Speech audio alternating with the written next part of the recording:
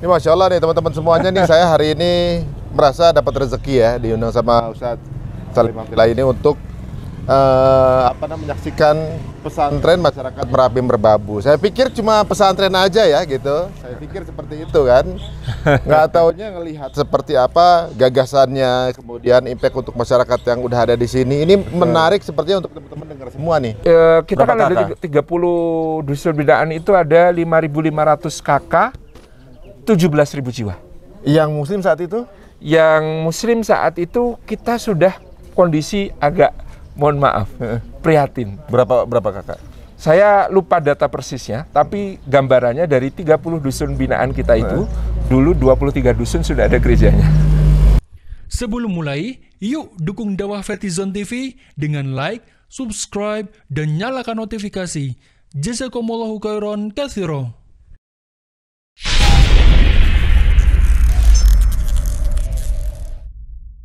Assalamualaikum warahmatullahi wabarakatuh. Pemirsa Cerita Untung dan Salim Afila Official Channel. Ahlan wa sahlan, ketemu lagi di Pesantren Masyarakat Merapi Merbabu. Dan hari ini karena kita di Cerita Untung, maka tentu harus ada Hari Untung. Ya, kalau nggak ada Hari Untung, namanya cerita yang tidak untung. Terima kasih Mas Ari sudah berkenan berkunjung ke Pesantren Masyarakat Merapi Merbabu. Kayaknya tadi sudah menikmati suasana di pesantren, sudah melakukan jelajah dakwah dengan mobil L300 kita, ya gitu ya. Gimana kesannya datang? Waduh, ini Masya Allah nih teman-teman semuanya nih, saya hari ini merasa dapat rezeki ya, diundang sama Ustadz Salim Afila ini untuk menyaksikan pesantren masyarakat Merapi Merbabu. Saya pikir cuma pesantren aja ya gitu, saya pikir seperti itu kan. Nggak taunya ngelihat seperti apa gagasannya, kemudian impact untuk masyarakat yang udah ada di sini. Ini menarik sepertinya untuk teman-teman dengar semua nih. Betul. Ditambah tadi diajak tur, ini yang epic. Nanti bisa turnya, rutenya kita menyusuri tadi salah satu trek kita ke lereng Merbabu. Di sana ada salah satu objek wisata kita yang kita kelola bersama warga, namanya Tol Kayangan. Nah, insya Allah mudah-mudahan ke depan teman-teman semuanya juga bisa datang ke Pesantren Masyarakat Merapi Merbabu, ketemu santri, habis itu jelajah dakwah. Ini kita melewati dusun-dusun binaan kita, Mas Ari. Jadi sekarang kira-kira ada lebih dari 30 dusun binaan dari pesantren kita. Setiap pekan santri-santri kita ke sana, ya, tiap Sabtu Ahad menghidupkan kegiatan masjid, ya, mengajar TPA TPQ, ya, ikut pengajian bapak-bapak dan ibu-ibu, ya, bersihin masjid, ya, benahin sound system ataupun listrik, bisa santri kita semua di sana. Waduh, ini saya jadi penasaran Ustaz. Awalnya kenapa di sini Ustaz? Nah, awalnya gimana gini? Awalnya sampai ada pesantren masyarakat Merapi Merbabu tuh gimana? Iya, jadi ceritanya dulu pas erupsi Merapi 2010 kan Mas Ari ya. Kita di Relawan Masjid Indonesia, makanya ini masih kita tulis Relawan Masjid Indonesia sebagai lembaga awal kita. Kita turun mencari lokasi terdampak erupsi yang belum tercover oleh lembaga kemanusiaan teman-teman kita. Nah, waktu itu di lereng selatan, lereng timur, lereng barat daya sampai ke lereng timur laut itu teman-teman dari ACT, PKPU ya, waktu itu masih namanya PKPU. Kemudian ada teman-teman dari Rumah Zakat, teman-teman Dompet Duafa, teman-teman lembaga-lembaga kemanusiaan Muhammadiyah, teman-teman NU banyak sudah turun. Nah, ketika kita melakukan survei, ternyata di sini, ini di daerah Kecamatan Sawangan dan Kecamatan Selo sebelah barat, jadi 2 kabupaten, Magelang dan Boyolali. Ini warnanya abu-abu semua, Mas. Ini semua nih? Semuanya abu-abu warnanya. Kebun-kebun semuanya tertutup. Dulu ini apa, Ustaz? Abu vulkanik. Kebun. Ini Oh. kebun yang tertutup abu vulkanik, warnanya abu-abu semua, sampai atap-atap itu jebol-jebol karena abu yang sangat berat. Oh, Di ya. waktu itu. Nah, kita kan Tapi tanya. nggak ada lahar ya? Ada lahar, nggak ada korban jiwa, nggak ada awan panas kan di sini. Cuman ketika kita tanya kepada warga, ini gimana nanti, Pak? Ini kebun kami 3 bulan ke depan baru bisa ditanami lagi. Sekarang panen hancur. 3 bulan lagi baru bisa tanam, itu berarti panennya 3-4 bulan kemudian. 6-7 bulan kami nggak akan ada pemasukan. Puasa dulu 7 bulan? Ya nggak bisa lah gitu ya. Akhirnya mereka kan berada dalam kondisi yang sangat prihatin. Sehingga kita datang ke Pak Duko. Pak Duko, sudah ada bantuan belum dari pemerintah, kan kita tanya. Kata Pak Duko, sudah Pak, ini ada beras sekarung. Untuk tiap kakak dapat sekarung. Bukan Pak, ini untuk 1 dusun. Wah, itu cuma sehari 2 hari aja. 1 hari nggak cukup. 1 hari pun nggak cukup? Nggak cukup untuk seluruh warga pada saat itu. Sehingga kita langsung, waktu itu zamannya masih Twitter, Facebook, belum Instagram kan gitu. Kita galang dana lewat Twitter, lewat Facebook, ke teman-teman kita hubungi. Kita bikin setiap pekan masih di sini itu baksos plus pengajian. Oh. Setiap Sabtu bisa 2-3 masjid, setiap Ahad bisa 3-4 masjid. Kita laksanakan baksos pengajian. Kita minta bantuan teman-teman Dewan Dakwah, teman-teman Majelis Al-Dzikr ngirim Ustadz Hudanul Sidik dan lain sebagainya, mubaliknya untuk ngisi di sini sambil baksos. Sambil bawa bantuan juga. Betul, selalu bawa bantuan. Jadi alhamdulillah dengan situ kita terhubung dengan masyarakat, kita melakukan pembinaan terus. Ya kondisinya waktu itu kompetitornya yang lain juga ada lembaga-lembaga dari teman-teman Nasrani juga datang gitu ya. Tapi kita bersaing secara sehat insya Allah. Kita melaksanakan kerja bakti kita di sini. Kemudian setelah 6 bulan lama-lama kita merasa kita kalau begini terus ya capek ya. Terus siapa yang nerusin? Siapa yang lanjutin kalau kita sudah makin tua? Kalau kita sudah makin berapa orang Ustaz?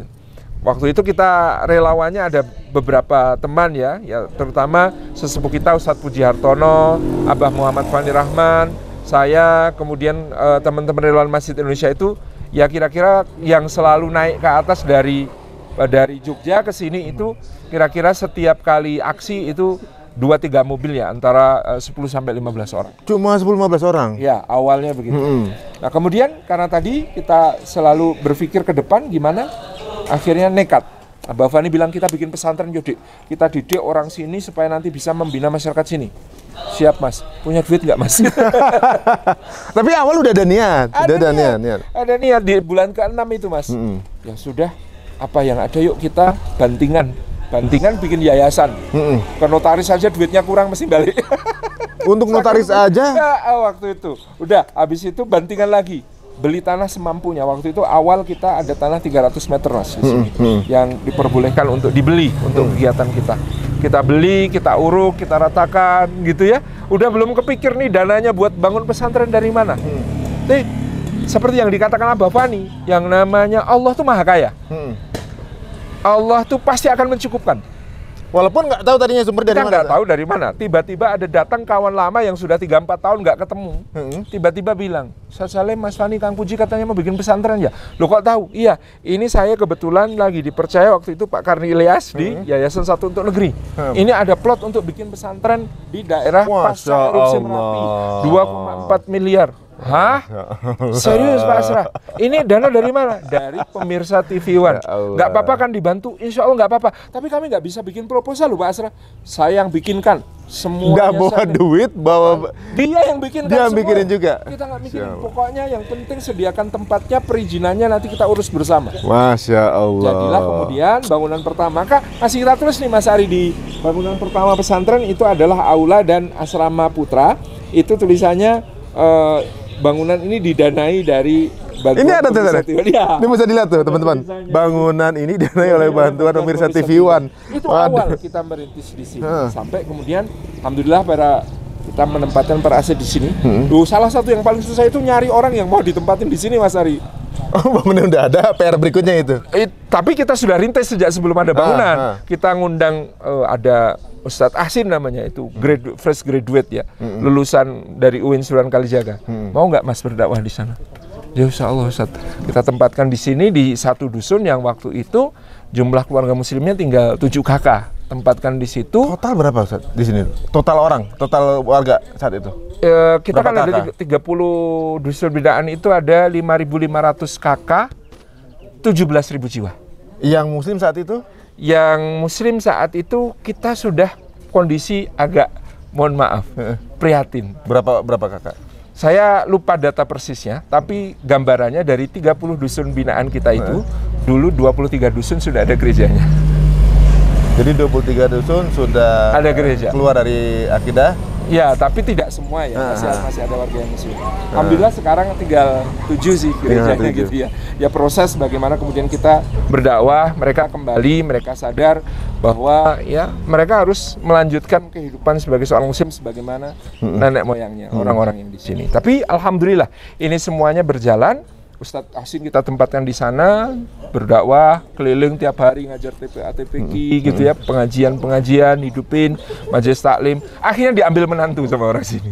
Oh. Jadi menikah dengan orang sini sehingga nggak bisa pergi lagi. Memang supaya dibikin kerasan. Iya, dibikin kerasan. Terus kemudian ada Ustadz Sarjono, ada Ustadz Abu Dhar, ada Ustadz Mustafa Haryanto. Ini baru pulang dari Yaman. Yaman, mereka kuliah di Yaman, Yaman perang. Akhirnya pulang ke Pulang. sini. Rezeki kita. Kita bilang daripada antum, ya kan, belum keluar ijazahnya. Mendaftar kemana-mana susah. Udah diterima di sini, jadi mudir, jadi wakil mudir. Gitu ya. Jadi langsung jadi kepala pesantren, wakil kepala pesantren. Jadi memang seperti Allah nyiapin itu. Iya, Masya Allah. Ini Semuanya Allah yang ngatur gitu. Luar biasa di awal, udah punya niat. Yang penting dilakuin dulu effortnya. Yes. Uangnya dari mana? Tiba-tiba ada yang nganter. Ada yang datang. Ibaratnya kalau saya pikir, bisa aja dana dari apa namanya yang bantuan pemirsa tadi, Iya. bisa aja ke masjid lain. Oh, banyak. Atau Banyak ke alternatif pesantren lain. Kok ke sini? Itu Allah yang kirim. Allah yang Itu milih. Allah yang kirim. Gitu Jadi, ya. kita juga merasa ini Masya Allah teman-teman awalnya niatnya ya Abah Fani luar biasa selalu mentarbiah niat kita, pokoknya kita ikhlas, kita lakukan semuanya karena Allah, nggak ada masalah.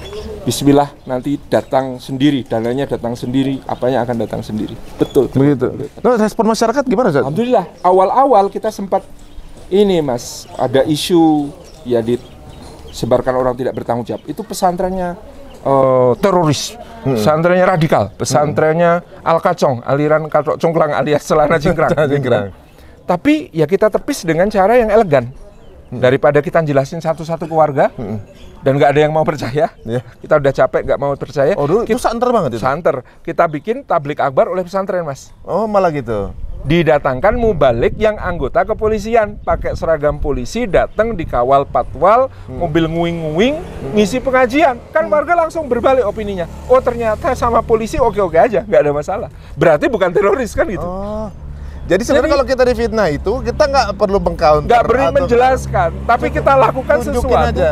Balik langsung opini. Ya. Kita waktu itu bikin ini Mas, turnamen bola voli antar kampung di sini, piala pesantren. Piala bola voli itu di sini kayak sepak bola tarkam. Mereka sampai nyewa atlet PON, nyewa atlet pelatnas untuk bisa menang. Untuk bisa menang. Tapi di situ kelemahannya ada judi. Di situ ada dangdut juga, ya? koplo. Nah, kita ganti dangdut koplonya, kita ganti pengajian dan hadroh. Judinya kita ganti door prize sebanyak-banyaknya. Kaget mereka. Ada turnamen voli, door prize-nya kulkas, door prize-nya TV, door prize-nya kipas angin, door prize-nya sepeda, door prize-nya motor dan lain sebagainya. Jadi sama sebenarnya. Daripada judi, mendingan gitu ya, nunggu pengumuman namanya door prize. Kan nanti ada kuisnya. Bisa baca surat Al-Ikhlas apa enggak? Iya. Dan lain sebagainya. Itu yang kita lakukan di sini. Alhamdulillah itu turnamennya sukses besar, Mas. Pesertanya 30 klub. Waktu 2001 dari semua dusun-dusun itu ngeluarin klub-klubnya, mereka bertanding semua, luar biasa. Oh, berarti jadi mulai diterima masyarakat tuh? Banget mereka. Masyarakatnya, wah pesantrennya keren Mas ini kalau kegiatannya seperti ini merangkul warga terus. Nah itu yang jadi panduan kita. Makanya namanya pesantren masyarakat. Sehingga tadi ketika santri-santri sudah ditempatkan di sini, kita selalu meminta kepada santri mereka belajar bahasa Jawa tetap. Meskipun asalnya ada yang dari Jambi, santrinya dari Sulawesi Barat, ada yang dari Nusa Tenggara Barat. Di sini mereka belajar bahasa Jawa minimal ketika mereka tugas di masjid-masjid bisa bacain terjemah Riyadhus Shalihin bahasa Jawa. Oh, Masya Allah. Iya, jadi bisa bacain terjemah Riyadhus Shalihin bahasa Jawa. Kalau lewat ke depan orang, nuwun sewu, derek langkung, itu gitu. Itu supaya kemudian mereka punya jiwa yang bersatu dengan masyarakat sini. Dampaknya Masya Allah Mas, karena kemudian masyarakat itu merasa pesantren ini bermanfaat buat mereka, termasuk kita bikin tadi yang saya cerita, program pemberdayaan ekonomi umat. Dulu warga sini ini terjebak rentenir ketika mereka bertani sayur. Ngambil benihnya ke rentenir, ngambil pupuk ke rentenir, ngambil obat hama ke rentenir. Nanti panen, rentenirnya datang, dihitung semua. Kemarin pupuk segini, kemarin benih segini, kemarin obat segini, kemudian panen ini seharga saya hitung segini, ini sisanya buat kamu segini. Cuma gitu. Padahal ngambilnya dulu masih benih. Ya ini sekarang panen yang diambil. Panen diambil. Jadi tinggal terima sisanya aja. Terima sisa. dan itu kecil. Dan ini masih praktek kayak gitu sebenarnya di Itu mana-mana. banyak yang terjadi. Nah, alhamdulillah kita sekarang punya nasabah di 7 dusun, sekitar 350 nasabah, gitu ya. Masing-masing dana gulir itu cuma sebenarnya nggak berat, Mas. Modal mereka untuk mengawali kebun sayur itu paling cuma 1 juta. Tetapi ketika kemudian pesantren menawarkan ini pinjaman tanpa riba, istilah di sini ini uang cowok. Karena kalau uang cewek bisa beranak kan gitu ya. Oh iya. Gitu ya. Uang lanang gitu. Duit lanang. Duit gitu. lanang. Nah, akhirnya kemudian mereka kaget. Wah, pesantren baik sekali sama kita. Kita enggak. Ini kalau kami mau balas budi ke pesantren gimana? Kami infak ke pesantren boleh ya? Enggak. Kita bilang ke warga jangan infak ke pesantren. Kalau infak ke pesantren nanti jenengan jadi beban pikir itu meskipun tidak riba, akadnya tidak ada, tapi kami khawatir itu nanti masuk ke dalam hal-hal yang tidak diridhoi Allah. Malah Sudah, gitu ya. Kalau jenengan merasa terbantu dengan program pemberdayaan ekonomi umat pinjaman tanpa ribanya pesantren, nanti kalau jenengan pengen infak, jangan infak ke pondok, infaklah ke masjid masing-masing. Masya Allah. Infaklah ke masjidnya masing-masing, insya Allah lebih bermanfaat. Wah, ini Gitu. sebenarnya apa yang diuraikan sama Ustadz ini malah justru jadi memberikan inspirasi ya. Banyak mungkin pondok pesantren atau juga mungkin ya Islamic Center lah gitu. Yang ada di mana-mana gitu, tapi nggak mendapat support dari masyarakat, justru karena terlalu sibuk dengan diri sendiri. Nah, itu. Kalau ini sepertinya justru ini satu ibaratnya bisa dibilang Islamic Center warga setempat ya, teman-teman semuanya. Tapi justru justru malah dulu skeptis. Iya. Dari skeptis sampai Jadi mencintai. welcome. Sampai gini Mas Ari.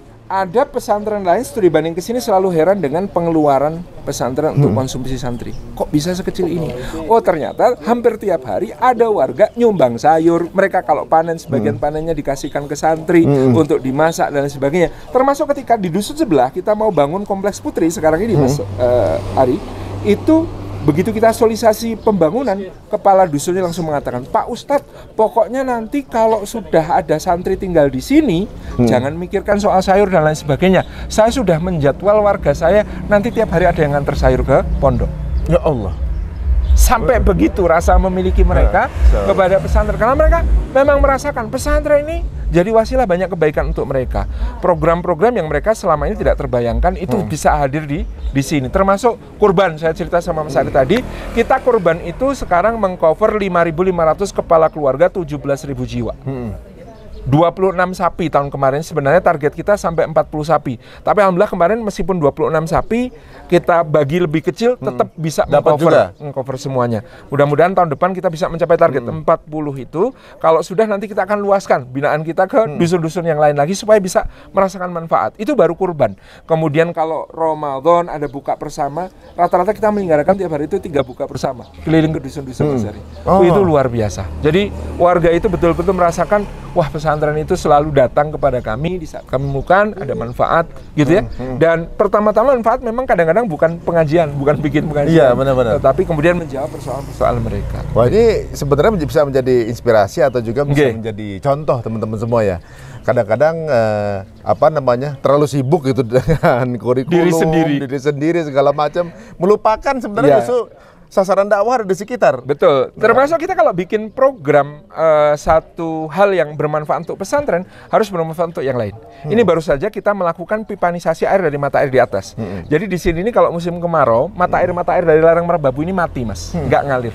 Itu yang menjadi andalan warga padahal. Nah, kita sekarang survei, kita dapat mata air di Kaliapu, di lereng Merapi, tapi jauh. Itu 7 km jaraknya kalau kita tempuh perjalanan. Kalau dipipanisasi pakai garis yang lebih dekat, itu bisa 5 km. Nah, ternyata ketika kita petakan, kita mendapatkan angka kalau kita mau mempipakan air dari Sang ke pondok, itu budgetnya hampir 1 miliar. Hampir 1 miliar? 1 miliar. Untuk pipanisasi, untuk 5 kilo itu? Untuk ngalirin air. Dan itu adalah akan jadi sumber air masyarakat semua nih? Nah, sumber air itu kalau kita mikir hanya untuk pesantren, kan bisa sebenarnya. Oh, ini yang ngalirkan pesantren, untuk pesantren, untuk santri. Enggak. Ini air kita bawa ke sini, itu dimanfaatkan untuk pesantren, 3 masjid milik warga juga dapat, warga masyarakat juga bisa memanfaatkan sumber air yang kita alirkan ini. Masya Allah. Jadi memang, alhamdulillah program ini jadi, Masya Allah, hadirnya pesantren ini selalu memberikan hal-hal yang membuat masyarakat itu merasa mendapat manfaat. Waduh. Ini teman-teman, ini kayaknya nanti kita akan minta Ustadz untuk menjelaskan bagaimana cara ikut serta untuk ikutan support. Soalnya kenapa? Bayangin itu air dipakai buat wudhu satu warga semua ini. 3 dusun Mas Ari. 3 dusun. Belum dipakai para penghafal Quran juga Iya, untuk betul. sholatnya, untuk ngapalin Quran. Alhamdulillah. Seperti apalah itu investasi Dan ini kita pahala bangun sumur juga di sini yang belum pernah ada cerita bikin sumur sukses. Di sini ada cerita yang sangat menarik. Ada donatur, saya pokoknya mau bikin sumur bor. Diborlah sumur. Di angka 45 meter dapat air. Dibor tambahkan ke 50, los. Bor lagi sampai kedalaman 60 meter. Itu bornya itu nancep. Ketahan nggak bisa dicabut. Kejepit bornya. Udah nyerah. Lalu mereka udah pamit. Saat kami pamit, ini bor mau kami copot, habis itu kami pamit. Apa yang terjadi Mas Ari di kedalaman 60 itu? Bor yang kejepit itu dicopot, airnya memancar. Masya Allah. Allahu Akbar. Allah yang ngasih gitu. Dan ini manfaat luar biasa. Termasuk kita kemudian mendidik santri-santri kita di sini untuk nanti juga punya jiwa kemandirian dan kerelawanan tadi. Sehingga sejak di sini ini kita punya warung kopi dan teh dikelola santri, kita lagi bangun toko besi bangunan dikelola santri, kita lagi bangun klinik dikelola santri, kita punya farm peternakan dikelola santri. Kita insya Allah akan bikin homestay. Jadi nanti Mas Ari, Mbak Venita, teman-teman kajian musyawarah boleh diajak di sini, nginep di sini. Bisa nginep di sini ya? Bisa nginep sambil di memandang sini, 2 gunung besar ini. Sambil memandang gunung, nanti bisa jalan-jalan jelajah dakwah. Aduh. Ini menarik banget teman-teman semuanya, dan sepertinya bahwa bukan hanya kehidupan pesantren juga di sini, soalnya yang dulu dibangun cuma ini, sekarang udah ya kayaknya kita baru ya. bangun Istanbul Building di sebelahnya untuk asrama putra. Kita juga baru merenovasi masjid kita menjadi lebih besar. Di belakang kita punya asrama putra, ada gubuk ngaji, ada gubuk baca. Nanti Mas Ari mungkin juga bisa lihat. Itu untuk kegiatan santri-santri kita, insya Allah. Waduh, Masya Allah. Ini sebenarnya gini teman-teman semuanya, ini beliau menceritakan kiat sukses bagaimana ketika kita mungkin membina apa namanya, mungkin punya pesantren teman-teman semua atau apapun itu, bagaimana untuk juga bisa mendapat support dari masyarakat. Betul. Tapi Ustadz juga nggak apa-apa ketika kemudian ini dikopi oleh yang akidah yang berbeda. Kita senang. Ya namanya juga risiko. Berjuang pasti ada risiko. Mana. Kita itu kalau berhadapan dengan musuh yang cerdas, insya Allah makin cerdas kan. Iya. Kita akan terasa. Termasuk kita bagaimana kemudian di sini ya mengelola berbagai macam program pemberdayaan masyarakat dan sebagainya. Kita berharap teman-teman pesantren lain juga ada yang akan mengikuti langkah yang seperti itu. Akan membuat sebuah model pesantren yang juga memberdayakan masyarakat. Makanya pesantren ini kita kasih nama Pesantren Masyarakat Merapi Merbabu, karena wilayah dakwah kita di lereng Merapi dan Merbabu, dan kemudian di sini betul-betul kita include dengan masyarakat, nyambung dengan masyarakat dalam berbagai kegiatan dan program. Jadi kalau ada kegiatan-kegiatan masyarakat, santri kita bergabung, ikut dengan warga. Sampai kemarin kan di Kompleks Pondok Putri itu ketika kita mau bangun sempat ada isu, Mas Ari. Apa tuh? Warga sini menolak kalau santrinya pada pakai cadar. Oh, ada juga itu. Nah, ya, ternyata ya kita juga nggak akan bersibuk-sibuk menjawab isu tentang itu. Akhirnya kemudian santri-santri yang bercadar ini dikasih budget, dikasih uang sama pesantren untuk apa? Belanja ke warungnya ibu-ibu warga semuanya, akrab-akraban, ngobrol asik, terus kalau belanja nggak minta uang kembalian. Waduh, terkenal ceritanya. Ternyata santrinya baik-baik, macam-macam gitu ya. Dan semua isu itu akhirnya teredam dengan sendiri. Jadi bahkan ini infonya teman-teman semua, tadinya santriwatinya pada bercadar di sini, kemudian 2 tahun belakangan warganya juga mulai bercadar gitu. Oh, itu lebih ke masker ya? Pakai masker. Itu masker gitu. Sama. Hakikatnya kan sama ya. Benar-benar. Nih, teman-teman. Ini luar biasa, ini menginspirasi teman-teman semuanya. Ya, mungkin dari uraian tersebut adalah sebenarnya apa namanya?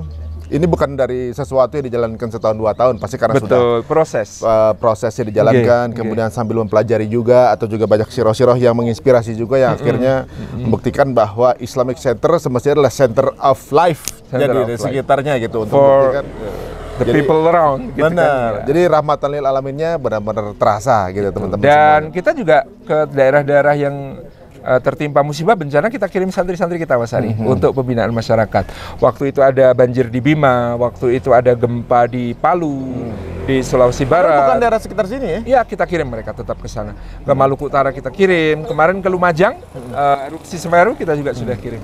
Jadi santri-santri kita praktek langsung di lapangan, membina masyarakat dan lain sebagainya. Masya Allah. Teman-teman, kalau kita dengar dari awal, adanya semua gerakan ini hanya berawal dari satu niat. Iya, betul. Hanya niat aja, dan dipastikan saat itu para penggagasnya adalah orang-orang yang nggak kenal apa itu namanya gigi mundur, gitu. Bismillah, karena kita sudah di sini, kita nggak bisa mundur. Masa kita mau tinggalin masyarakat yang sudah terbina sebentar oleh kita tinggalin? Kayak apa nasib mereka nanti kalau kita tinggal? Nggak mungkin. Kita sudah di posisi tidak ada jalan mundur. No way home. No way home. Kayak kemarin Spider-Man. Nah, kalau lihat perkembangan Ustaz, nih di awal ya, ibaratnya waktu itu adalah cuma 7 yang memeluk yang cuma 7 daerah. Sekarang berapa? Sekarang alhamdulillah kita sebenarnya yang kita pentingkan kualitas. Ya, santri-santri kita untuk membina masyarakat sampai bisa menghidupkan majelis taklim dan sebagainya untuk membina keislaman masyarakat. Tapi alhamdulillah di dusun yang dulu tinggal 7 kakak muslimnya itu sekarang sudah kembali ke 40 kakak, lebih 45 kakak. Gitu. Masya Allah, ya, impactnya sudah mulai terasa, dan bukan mulai terasa ya, rasanya udah. Insya Allah, mudah-mudahan kita istiqomah dalam waktu hampir 10 tahun. 10 tahun. 10 tahun. Ya, total semua ada berapa kakak? Di tadi 5.500. Binaan kita ada 5.500 kakak. Jadi teman-teman kita undang ke sini, hadir ke sini menyaksikan langsung seperti apa pesantren masyarakat Merapi Merbabu. Ya, tadi Mas Ari Untung sudah menyaksikan. Termasuk jelajah dakwah kita nanti akan kita lengkapi. Mampir ke dusun-dusun binaan kita, mungkin makan bersama warga gitu ya.